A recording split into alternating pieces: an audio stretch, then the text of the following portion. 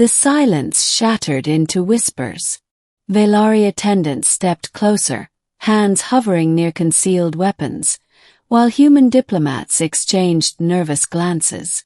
The fragile alliance talks between Earth's coalition and the Velari Dominion had already been strained. One wrong move could snap them completely. Elias released her at once, lifting both hands in a universal gesture of peace. "My apologies, Your Highness," he said, voice level. "I meant no offense." Her amber gaze lingered on him, assessing. Unlike most humans, Elias didn't flinch under the weight of her stare. Years of war had carved steel into his spine. He stood straight, disciplined, a soldier even in dress uniform. Something in his defiance seemed to amuse her. "You have quick hands," she said finally, lowering hers with deliberate grace. "I will allow this offense once." The tension in the room loosened by a thread. Conversations slowly resumed, though cautious glances continued to dart their way. Elias bowed slightly, then withdrew to the edges of the gathering. He wasn't a diplomat by choice. He was here because the coalition wanted a decorated officer present, someone who had actually fought the Velari in the border wars. Irony dripped from the situation. And now, somehow, he had offended their most sacred figure. But later that night, when the hall had emptied and the stars glittered beyond the station's panoramic glass, Princess Serenia found him alone. "You are not like the others," she said, studying him as though he were a strange weapon. "You look at me as though I am flesh and blood, not an idol." Elias folded his arms. "Because you are." Her lips twitched, almost a smile. Then she turned on her heel, her gown swirling like starlight. "Perhaps I misjudged you, Captain. Or perhaps you are even more dangerous than I thought." The middle shadows of war. The following weeks threw them together more often than Elias anticipated. The diplomatic summit stretched on, full of endless negotiations, ceremonial banquets, and posturing. Serenia represented her empire with ruthless poise. Elias represented humanity with stoic silence, until she began seeking him out. At first, their conversations were sharp, edged with barbed remarks. "Do all humans stare so openly?" she asked one evening, catching him watching her enter the hall. "Only when someone looks like they could command a fleet with a glance," Elias replied.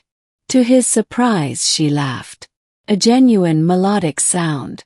But beneath their exchanges lay something deeper, a current of shared war weariness. Serenia confided that she despised the endless cycle of conquest her empire demanded. Elias admitted he had lost comrades on worlds whose names now blurred together. And then the sabotage began. Unexplained power outages rippled through the station. An assassination attempt narrowly missed a human ambassador. Rumors whispered of extremist factions, on both sides, determined to destroy the fragile peace before it could be born. Elias was assigned to investigate. And somehow, Serenia insisted on accompanying him. "You are reckless," Elias told her as they prowled through the dim maintenance corridors of Andrus Station.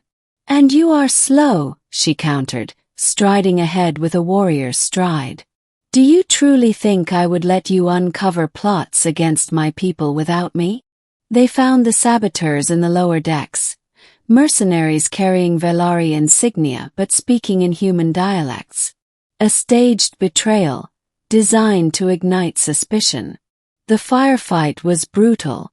Elias fought with precision, his plasma sidearm humming through the smoke. Serenia fought like a storm given form, her hands weaving with strange Velari energy that crackled into whips of light. Back to back they survived. Barely. When the last mercenary fell, Elias collapsed against the wall, bleeding from a shoulder wound. Serenia knelt beside him, her long fingers pressing against the injury. A pulse of warmth surged into his body, alien energy knitting flesh where it had torn. He hissed, startled. "What are you?" "Saving your life, human," she said sharply. "Do not touch me again without asking." Despite the pain, he grinned. "You don't make that easy." Her glare softened. For the first time, she let her hand linger against his skin. Rising tension, forbidden bond.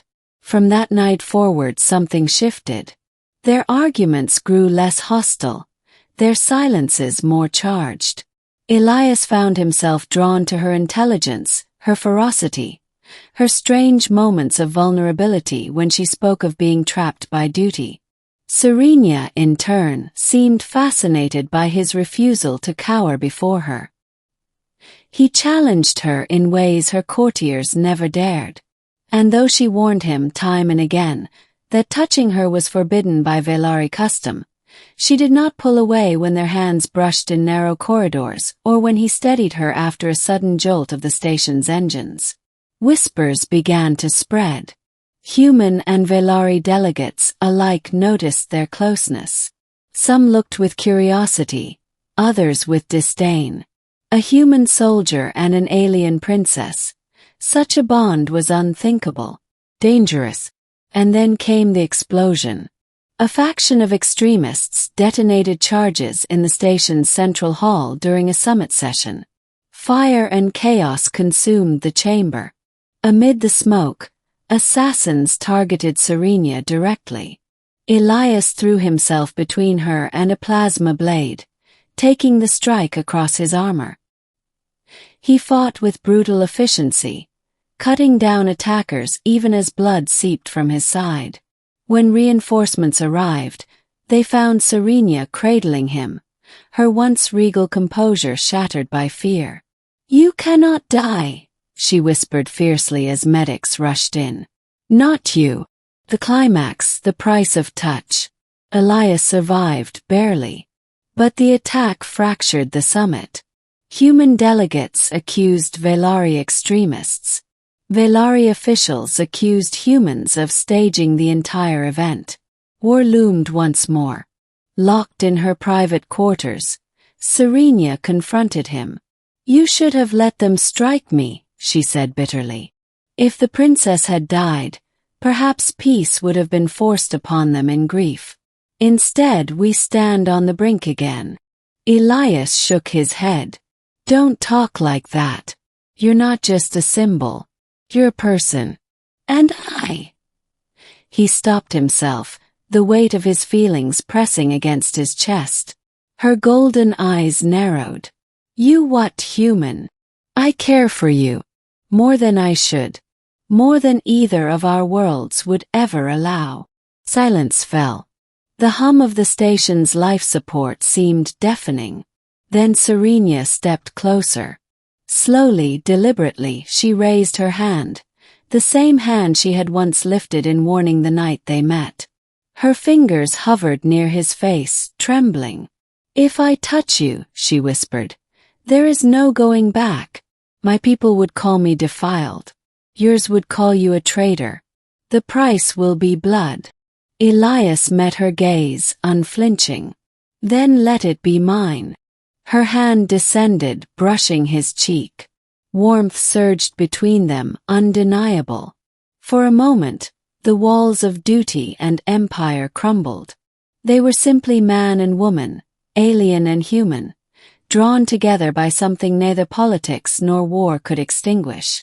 The ending, choice beyond empires. Their secret did not remain hidden long. Rumors reached the ears of both delegations. Outrage flared. Demands for punishment echoed through the station's halls. Yet, when Serenia stood before the council, she did not deny it. "Yes," she declared, her voice carrying across the chamber. "I touched him. He touched me. If this is the crime that shatters peace, then perhaps peace was never worth having."